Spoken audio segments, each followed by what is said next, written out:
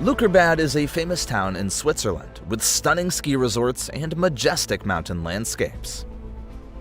This is the ideal destination for winter lovers. However, in the 2018 winter, this charming beauty was covered by a sudden avalanche. Excessive snow accumulation, combined with sudden temperature changes, created significant pressure on the snow layers on the mountain slopes.